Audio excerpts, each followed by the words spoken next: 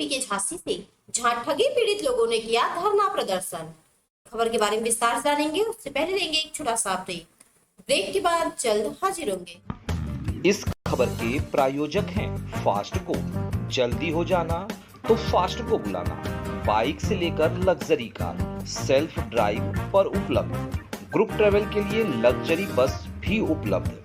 सबसे सस्ता एक बार सेवा का मौका अवश्य दें। व्हाट्सएप करें 9044808808। ब्रेक के बाद आप सभी का स्वागत है। खबर यूपी के झांसी से, जहां पीड़ितों का कहना है कि हमारे साथ से इंसाफ हो और जो पैसा हमने प्राइवेट कंपनियों में लगाया है वह पैसा सरकार हमको दिलाए। ठगी पीड़ित संगठन जिंदाबाद। ठगी पीड़ित लोगों ने काफी जिंदाबाद के नारे लगाए, सरकार के खिलाफ भी नारे लगाए, सरकार से न्याय की उम्मीद भी की। देखें स्टेट इंचार्ज मैगजीन राजधर राय की रिपोर्ट। सुन तो रहे होंगे वो मेरी बात किसी न किसी के माध्यम से। नहीं सुन रहे हैं तो आप रिकॉर्डिंग कर रहे हैं, खुद भेज देना उसको कैसे पूर्व कर। ठीक है ना सर? तो 10 दिन का समय इनको भी देने का बनता है हमारा। 10 दिन का समय और है तुम्हारे पास, खाओ पियो भुगतान कर दो। नहीं करोगे तो फिर मुसीबत आने वाली है, ये रोग बढ़ता जाएगा, कम नहीं हो रहा है। और इन्होंने खुद पाला है रोग को खत्म करने का सीधा सीधा फार्मूला है कि दवाई लो, देसी विदेशी जैसी भी हो।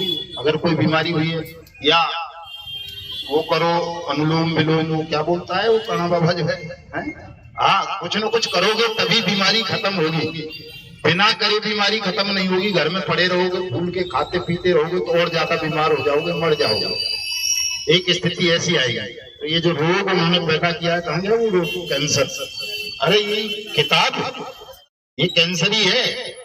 ये सरकारी अधिकारियों के लिए कैंसर है और इसका इलाज एक ही है, आपका भुगतान।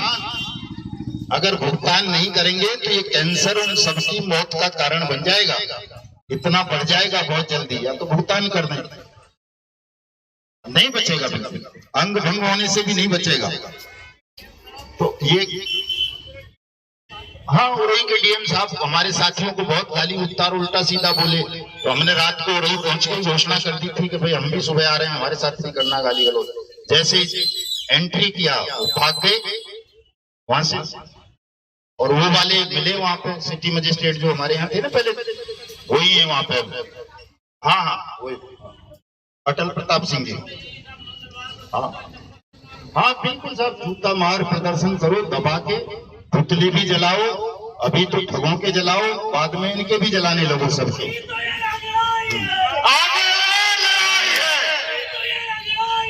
आगे तो मेरे साथ भी अकेले पे न हो तुम, नहीं रुक जाओ। पहले देखो, समय से पहले अगर दादा बात सुनो, सुन लो। समय से पहले आम बहुत मीठा होता है ना, अगर पकने से पहले उसको आप तोड़ दें 10 दिन के कोई चोइया से को, तो ना वो खट्टा लगे ना मीठा लगे, बुराई कड़वा सा जीभ को कड़वी कर देता है। तो समय से पहले जब इतना सुंदर मीठा फल तोड़ने पर स्वादहीन हो जाता है तो इतनी जल्दबाजी मत करो। कोई बात ना, 5, 6, 10 साल भोगे हो, 20 साल से भोगते रहे हो, तो और 10 दिन का इंतजार सही, उसमें क्या हुआ जा रहा है?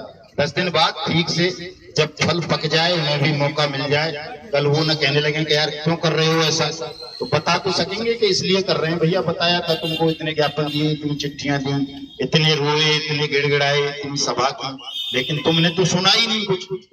तो जब नहीं सुना तो अंत में वो हारे का हरिनाम सहारा, ये होता है। एक और देसी कहावत है, हारे का हत्यारा। हत्यारे कौन बनते हैं दुनिया में? कोई किसी को शौक होता है कि हत्या करने का? कोई अपराधी नहीं बनना चाहेगा। लेकिन अगर कोई कानून को हाथ में लेने को विवश हो रहा है, स्वयं न्याय के लिए उठ खड़ा होता है, न्याय देने के लिए, तो उसके पीछे यही पीड़ा होती है, यही शोषण होता है, यही दर्द होता है जो हम सबके साथ हो रहा है। तो इतनी जल्दबाजी भी ना करें, निराश होने की आवश्यकता नहीं है। आपका जो ये आंदोलन है, मिशन है, इतना बड़ा हो गया है कि अब इसे कोई रोक नहीं सकता। लाख कोशिश कर रहे हैं, बहुत सारी कोशिशें हो रही हैं। कल वहाँ ग्वालियर में हमारे साथियों को पुलिस द्वारा उठा दिया गया, लेकिन बवाल हो गया। जब पहुंच गए रात में लोग, तो छोड़ना पड़ा, माफी मांगनी पड़ी डीएम को भी और पुलिस को भी। तो घबराने की जरूरत नहीं है, बहुत बड़ा काम आप लोगों का हो गया है। एक झटका देने की जरूरत है, छोटा सा, वो दे देंगे, सबका भुगतान हो जाएगा। भुगतान आपका नहीं रुकेगा, ये गारंटी मैं देता हूं कि आपका पैसा दुनिया की कोई भी ताकत रोक नहीं पाएगी। पैसा आपका देना पड़ेगा। थोड़ा देर हो सकती है, ये तो हो सकता है कि देर हो जाए, लेकिन ये नहीं हो सकता कि आपका पैसा कोई मार ले, वापस ना करे। वो करना पड़ेगा सबको।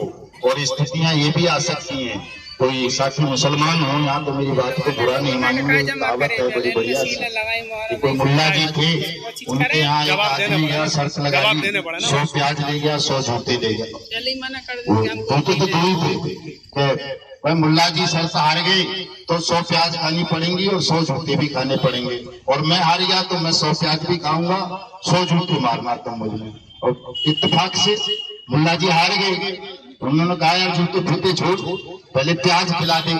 प्याज खाई, 4-5 तो खा गए, लेकिन उसके बाद आंसू आने लगे। सुन तो रहे होंगे वो मेरी बात किसी न किसी के माध्यम से, नहीं सुन रहे हैं तो आप रिकॉर्डिंग कर रहे हैं, खुद भेज